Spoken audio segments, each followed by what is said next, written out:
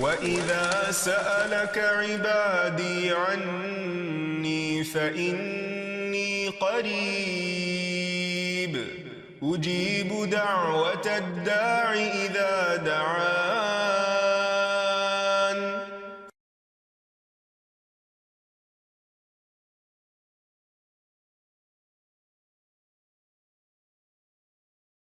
نحمده ونصلي على رسوله الكريم اما بعد فاعوذ باللہ من الشیطان الرجیم بسم اللہ الرحمن الرحیم رب اشرح لي صدری ويسر لي امری واحلل عقدۃ من لسانی یفقہوا قولی۔ السلام علیکم ورحمۃ اللہ وبرکاتہ۔ ناظرین، پروگرام دعا کیجئے کے ساتھ آپ کی خدمت میں حاضر ہیں۔ آج ہم انشاءاللہ آپ کے ساتھ بھوک اور فاقوں سے بچنے کی دعائیں شیئر کریں گے، اور ہم اس سلسلے میں دیکھیں گے کہ ہمیں ہمارا دین کیا سکھاتا ہے جب ہم پر کوئی مشکل آئے۔ جب بھی کوئی مشکل آئے تو انسان کو فوراً اپنے رب کی طرف رجوع کرنا چاہیے اور کثرت کے ساتھ دعا مانگنی چاہیے اور مانگتے ہی رہنا چاہیے، کیونکہ اللہ کے سوا اور کون ہے جو ہماری مشکل دور کر سکتا ہے، ہماری بھوک، پیاس، فقر، فاقہ، تکلیف، تنگی کو ہم سے ہٹا سکتا ہے۔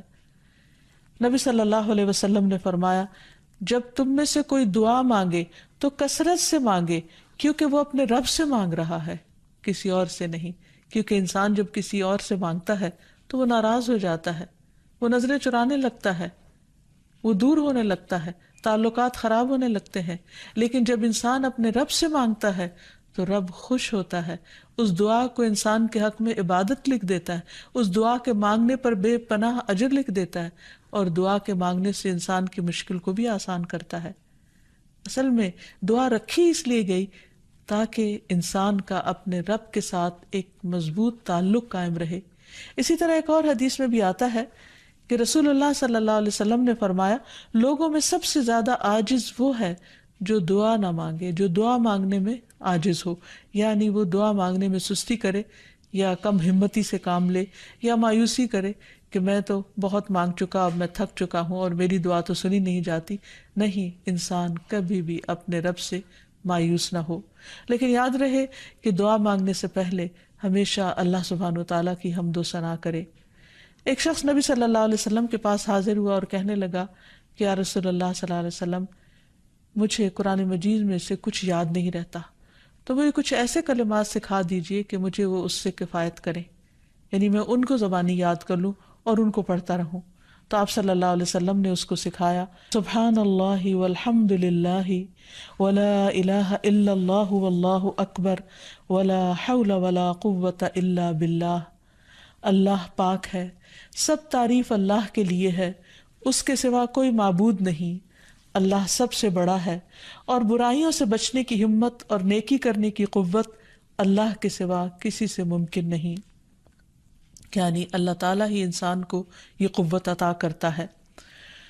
تو گویا جب انسان فقر و فاقہ میں مبتلا ہو یا کسی بھی قسم کی محتاجی اس پر آ جائے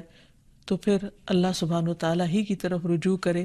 کثرت کے ساتھ درود شریف پڑھے، اور خصوصاً دعا سے پہلے درود شریف کا پڑھنا قبولیت کا باعث بنتا ہے۔ اور اس میں درود ابراہیمی بھی پڑھا جا سکتا ہے، اور اس کے علاوہ مختصر درود جو ہیں وہ بھی پڑھے جا سکتے ہیں۔ کم سے کم اتنا تو کہے صلی اللہ علیہ وسلم، اور جتنی بار کہے گا ہر بار کہنے سے 10 رحمتیں اس پر آئیں گی۔ جہاں تک فقر و فاقہ کا تعلق ہے تو یہ ہوتا تو ہے، لیکن حقیقت میں اصل فقیری دل کی فقیری ہوتی ہے۔ بہت سے لوگوں کے پاس بہت کچھ ہوتا ہے، لیکن اس کے باوجود بھی ان کے دل میں ہر وقت ایک خوف رہتا ہے یا ایک احساس رہتا ہے کہ ہمارے پاس کچھ نہیں، یا اگر یہ نہ رہا تو کیا بنے گا۔ اسی لیے ہم دیکھتے ہیں کہ ابو ذر رضی اللہ تعالیٰ عنہ کہتے ہیں کہ رسول اللہ صلی اللہ علیہ وسلم نے مجھ سے فرمایا، اے ابو ذر، تم مال کی کثرت کو مالداری سمجھتے ہو؟ میں نے عرض کیا، ہاں اے اللہ کے رسول صلی اللہ علیہ وسلم۔ آپ نے فرمایا، اور کیا مال کی کمی کو فقر سمجھتے ہو؟ میں نے عرض کیا، ہاں اے اللہ کے رسول صلی اللہ علیہ وسلم۔ آپ نے فرمایا، مالداری دل کی مالداری ہے، اور فقر بھی دل کا فقر ہے، یعنی انسان اگر اپنے آپ کو نعمتوں پر راضی رکھتا ہے اور اس کی نگاہ ان نعمتوں کی طرف جاتی ہے جو اس کو ملی ہوئی ہیں، تو اس کا دل ہمیشہ غنی رہے گا۔ لیکن اگر انسان ہر وقت یہ سوچتا رہے کہ اس کے پاس کیا نہیں اور اس کے مقابلے میں دوسروں کے پاس کیا کچھ ہے،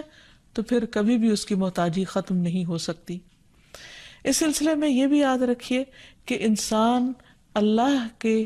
دیے ہوئے کو پا کر کبھی خود کو محتاج نہ سمجھے۔ تو گویا خوش قسمت ہیں وہ لوگ جو تھوڑا پا کر بھی اپنے رب سے راضی رہتے ہیں اور اللہ تعالیٰ سے خوش گمان رہتے ہیں اور اچھے کی امید رکھتے ہیں۔ رسول اللہ صلی اللہ علیہ وسلم نے فرمایا، مالداری کو غنا نہیں کہتے، غنا تو دل کا ہوتا ہے۔ جب اللہ کسی بندے کے حق میں خیر و بھلائی کا ارادہ کرتا ہے تو اس کے نفس میں غنا اور دل میں تقویٰ پیدا کر دیتا ہے، اور جب اللہ کسی بندے کے حق میں شر کا ارادہ کرتا ہے تو اس کی فقیری کو اس کی دونوں آنکھوں کے سامنے رکھ دیتا ہے اور اسے سوائے اپنے فقر اور محتاجی کے کچھ نظر نہیں آتا، لہٰذا اس کی کنڈیشن مزریبل ہو جاتی، وہ ہر وقت پریشان اور دکھی رہتا ہے اور وہ ان نعمتوں کو بھی انجوائے نہیں کر سکتا جو اللہ تعالیٰ نے اس کو دی ہوئی ہیں۔ اگر انسان غور کرے کہ اس کی اگر خدا نخواستہ آنکھ چلی جائے تو کیا دنیا بھر کی دولت خرچ کر کے بھی وہ آنکھ لے سکتا ہے واپس؟ یا اگر اس کے جسم کا کوئی اور حصہ چلا جائے، ضائع ہو جائے، تو کیا دنیا بھر کی دولت خرچ کر کے وہ اس طرح کی نعمت واپس لوٹا سکتا ہے؟ ہرگز نہیں۔ ہمارے جسم کا ایک ایک حصہ لاکھوں کروڑوں کا ہے، ہم کہیں سے بھی محتاج اور فقیر نہیں اگر ہم اپنے پاؤں پہ چلتے ہیں اور اپنے ہاتھوں سے کام کر سکتے ہیں، اور اللہ تعالیٰ نے ہمیں نگاہوں کی روشنی عطا کر رکھی ہے اور سننے کی طاقت، اور ہمارا دل دھڑکتا اور ہمیں زندگی نصیب ہے، تو اللہ سبحانہ وتعالیٰ باقی نعمتیں بھی ہم پر آسان کر دے گا۔ صرف یہ کہ انسان وقتی طور پر کسی آزمائش سے نہ گھبرائے۔ پھر اسی طرح فقر و فاقہ چونکہ ایک آزمائش ہے تو اللہ تعالیٰ مختلف لوگوں کو مختلف طریقے سے آزماتا ہے۔ تو کچھ لوگوں کو فقر سے آزماتا ہے، اور اس میں صرف یہ نہیں کہ کسی عام انسان کو، بلکہ اللہ تعالیٰ نے اپنے بڑے بڑے نیک بندوں کو بھی اس سے آزمایا ہے۔ لیکن عام حالات میں فقر و فاقہ کے جو اسباب ہمیں قرآن و سنت سے پتہ چلتے ہیں، ان میں سے ایک وجہ دین سے دوری بھی ہے۔ معقل بن یسار کہتے ہیں، رسول اللہ صلی اللہ علیہ وسلم نے فرمایا، تمہارا رب فرماتا ہے، اے ابن آدم، میری عبادت کے لیے فارغ ہو جا تو میں تیرے دل کو غنا سے اور تیرے ہاتھ کو رزق سے بھر دوں گا۔ اے ابن آدم، مجھ سے دور نہ ہو ورنہ میں تیرے دل کو فقر سے اور تیرے ہاتھ کو شغل اور مصروفیت سے بھر دوں گا، یعنی تم کام بھی کرتے رہو گے لیکن تمہارا غم کبھی دور نہیں ہوگا۔ قرآن مجید سے بھی ہمیں واضح طور پر یہ بات پتہ چلتی ہے کہ جو شخص اللہ کے ذکر سے منہ موڑتا ہے، اللہ تعالیٰ دنیا کی زندگی بھی اس پر تنگ کر دیتے ہیں۔ فرمایا، وَمَنْ أَعْرَضَ عَنْ ذِكْرِي فَإِنَّ لَهُ مَعِيشَةً ضَنْكًا وَنَحْشُرُهُ يَوْمَ الْقِيَامَةِ أَعْمَىٰ۔ فرمایا، اور جو میری یاد سے منہ موڑے گا تو اس کی زندگی تنگ ہو جائے گی اور قیامت کے دن ہم اسے اندھا کر کے اٹھائیں گے۔ اور حقیقت یہ ہے کہ یہ آیت بالکل سچی ہے، کیونکہ جو شخص صرف دنیا کی محبت میں مبتلا ہو جاتا ہے اور دنیا ہی کا ہم و غم پال لیتا ہے، پھر اس کی یہی کیفیت ہو جاتی ہے کہ سب کچھ ہوتے ہوئے بھی اس کے اندر تنگی رہتی ہے۔ رسول اللہ صلی اللہ علیہ وسلم نے فرمایا، جو اپنی فکر آخرت کو بنا لیتا ہے تو اللہ تعالیٰ اس کے تمام امور کو جمع کر دیتا ہے اور اس کے دل کو بے نیاز کر دیتا ہے، اور دنیا اس کے پاس ذلیل ہو کر آتی ہے، اور جس کی نیت صرف دنیا حاصل کرنے کی ہو، یعنی وہ آخرت کو بھولا ہوا ہو، اللہ اس کی تنگیوں کو اس پر کھول دیتا ہے، اس کا فقر اس کی آنکھوں کے سامنے آتا ہے اور اسے صرف اتنی ہی دنیا ملتی ہے جتنی اس کے لیے لکھی جا چکی ہوتی ہے، اس سے زیادہ نہیں ملتی۔ تو اس لیے انسان کو ہمیشہ اللہ سبحانہ وتعالیٰ کی طرف رجوع کرنا چاہیے، اور جو کچھ انسان کو ملا ہے اس پر راضی رہنا چاہیے، شکر ادا کرتے رہنا چاہیے، اور فقر و فاقہ کے علاج کے لیے اللہ تعالیٰ سے ہی دعائیں کرنی چاہیے۔ ابو ذر غفاری کہتے ہیں، نبی صلی اللہ علیہ وسلم اللہ سبحانہ وتعالیٰ سے روایت کرتے ہیں کہ بے شک اللہ تعالیٰ فرماتا ہے، اے میرے بندو، تم سب بھوکے ہو، سوائے اس کے کہ جسے میں کھلاؤں تو تم مجھ سے کھانا مانگو، میں تمہیں کھلاؤں گا۔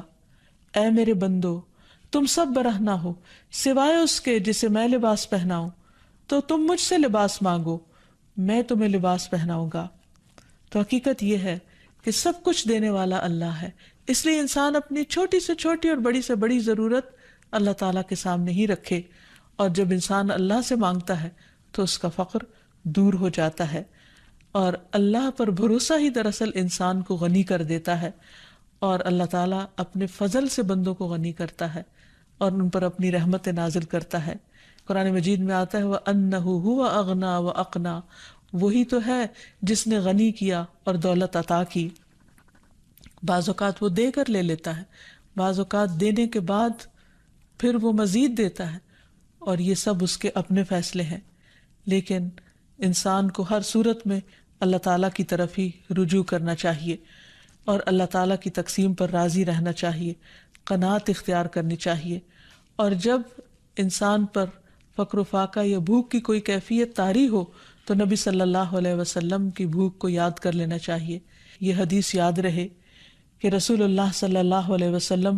اس دنیا سے رخصت ہو گئے اور آپ نے کبھی جو کی روٹی بھی آسودہ ہو کر نہیں کھائی۔ ایک اور روایت میں آتا ہے کہ رسول اللہ صلی اللہ علیہ وسلم بعض اوقات سارا دن بھوک کی وجہ سے بے قرار رہتے تھے، اور آپ کوئی خراب کھجور تک گھر میں نہیں پاتے تھے کہ جس سے آپ اپنا پیٹ بھر لیں، حالانکہ آپ اللہ کے محبوب تھے۔ تو اس سے یہ پتہ چلتا ہے کہ ضروری نہیں کہ جو شخص فقر و فاقہ کا شکار ہو جائے اللہ تعالیٰ اس پر ناراض ہی ہو۔ بعض اوقات اللہ تعالیٰ اپنے پیارے بندوں کو آزماتا ہے، انہیں مختلف طرح کے امتحانوں میں ڈالتا ہے تاکہ انہیں اور زیادہ اپنا مقرب بنا لے۔ پھر اسی طرح انسان جب دعائیں کرے تو جو دعائیں ہمیں قرآن و سنت میں سکھائی گئی ہیں ان سے خاص طور پر اللہ تعالیٰ سے مدد مانگتا رہے، کیونکہ ساری تکلیفیں صرف اللہ ہی دور کرتا ہے۔ اللہ تعالیٰ فرماتے ہیں قل أفرأيتم ما تدعون من دون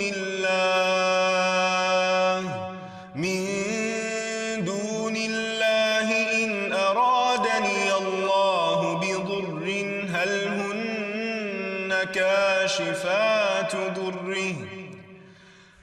هن كاشفات ضره أو أرادني برحمة هل هن ممسكات رحمته قل حسبي الله عليه يتوكل المتوكلون۔ آپ انہیں کہیے بھلا دیکھو جنہیں تم اللہ کے سوا پکارتے ہو، اگر مجھے کوئی تکلیف پہنچانا چاہے تو تمہارے معبود اس کی پہنچائی ہوئی تکلیف کو کیا دور ہٹا سکتے ہیں؟ یا اگر وہ مجھ پر رحمت کرنا چاہے تو یہ اس کی رحمت کو روک سکتے ہیں؟ ان سے کہیے مجھے اللہ کافی ہے اور بھروسہ کرنے والے اسی پر بھروسہ کرتے ہیں۔ تو گویا ہر تکلیف کے معاملے میں رجوع اللہ کی طرف ہو، اسی پر بھروسہ ہو، اسی پر توکل ہو، اسی کے آگے گریہ و آہذاری ہو اور اسی سے انسان مانگتا رہے۔ تو یہ چند ایک دعائیں ہیں جو ابھی آپ کو بتائی جائیں گی جو انسان ایسی تکلیف کے موقع پر پڑھ سکتا ہے۔ سب سے پہلے تو دل کے غنا کی دعا ہے کہ اللہ میرے دل کو غنی کر دے، یعنی جو نعمتیں میرے پاس ہیں مجھے انہیں دیکھنے والی نظر دے اور اطمینان والا دل عطا کر۔ تو دعا ہے اللہم انی اسألک الہدی والتقی والعفاف والغنی، اے اللہ میں تجھ سے ہدایت، تقوی، پاک دامنی اور غنا کا سوال کرتا ہوں۔ پھر اسی طرح خاص طور پر فقر و فاقہ سے بچنے کی دعا ہے۔ نبی صلی اللہ علیہ وسلم صبح و شام یہ دعا مانگا کرتے تھے، اللہم انی اعوذ بک من الکفر والفقر، اللہم انی اعوذ بک من عذاب القبر لا الہ الا انت، اے اللہ میں کفر اور فقر سے تیری پناہ میں آتا ہوں، اے اللہ میں عذاب قبر سے تیری پناہ میں آتا ہوں، تیرے سوا کوئی معبود نہیں، آپ یہ کلمات 3 مرتبہ صبح اور 3 مرتبہ شام کو دہرایا کرتے تھے. یعنی آپ سوچئے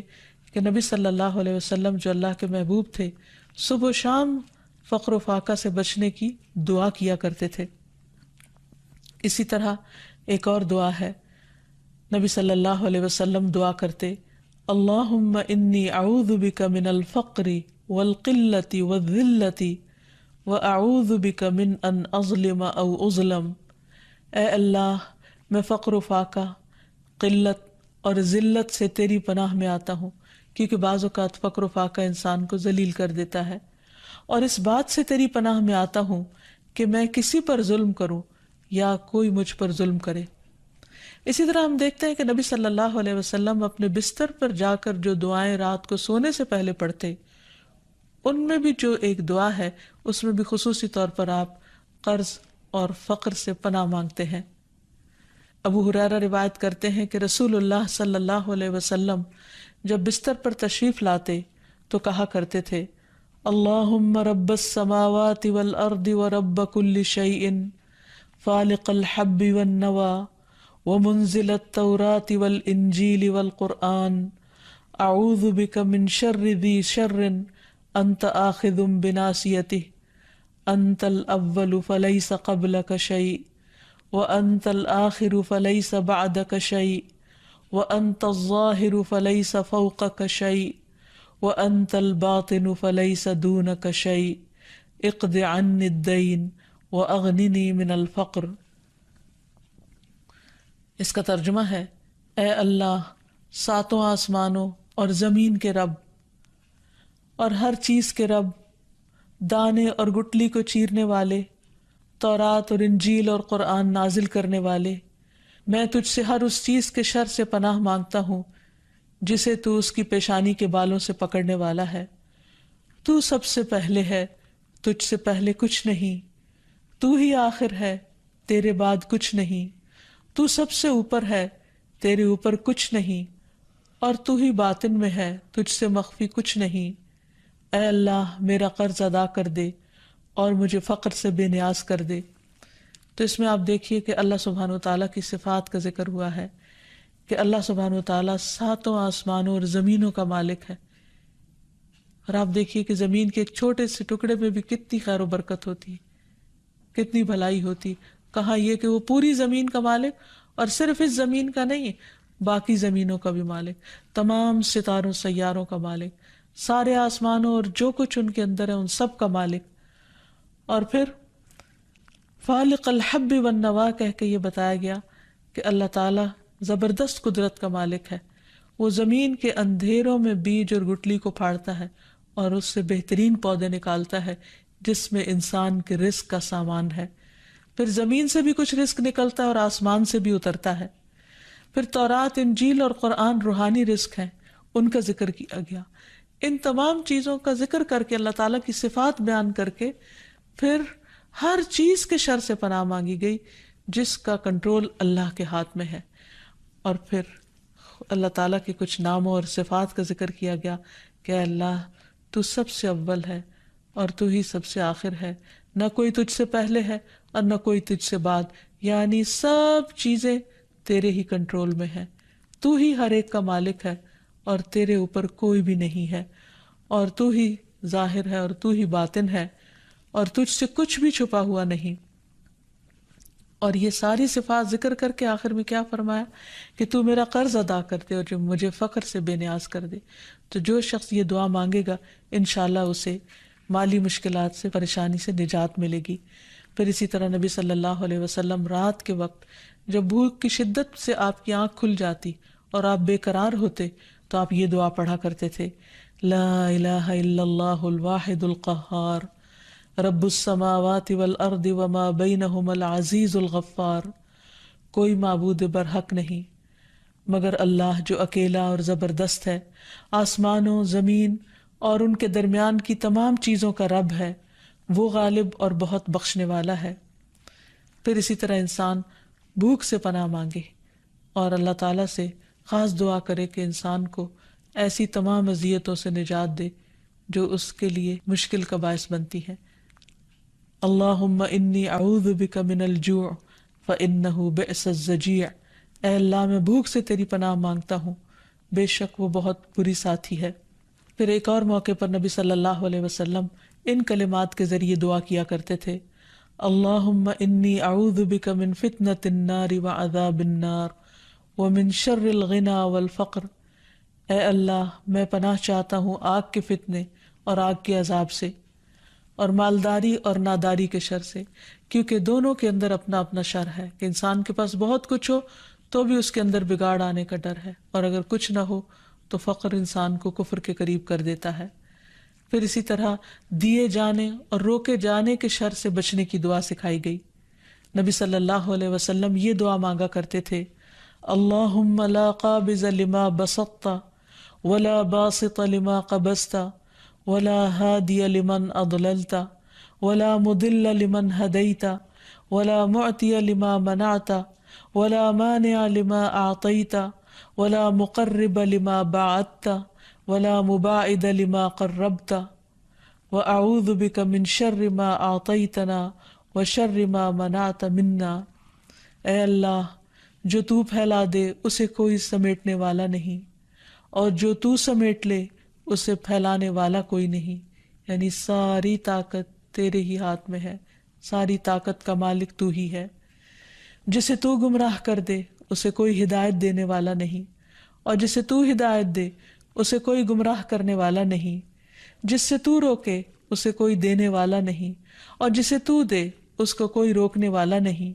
جسے تو دور کر دے اسے کوئی قریب کرنے والا نہیں، اور جسے تو قریب کر دے اسے کوئی دور کرنے والا نہیں۔ اور میں تیری پناہ مانگتا ہوں ہر اس چیز کے شر سے جو تو نے ہمیں دی، اور اس چیز کے شر سے جو تو نے ہم سے روک لی۔ تو اللہ تعالیٰ سے دعا ہے کہ وہ ہمیں دنیا اور آخرت کی تمام آزمائشوں، پریشانیوں اور مشکلات سے اپنی حفاظت میں رکھے۔ وآخر دعوانا ان الحمد للہ رب العالمین۔ السلام علیکم ورحمۃ اللہ وبرکاتہ۔ ولم أكن بدعائك رب شقيا۔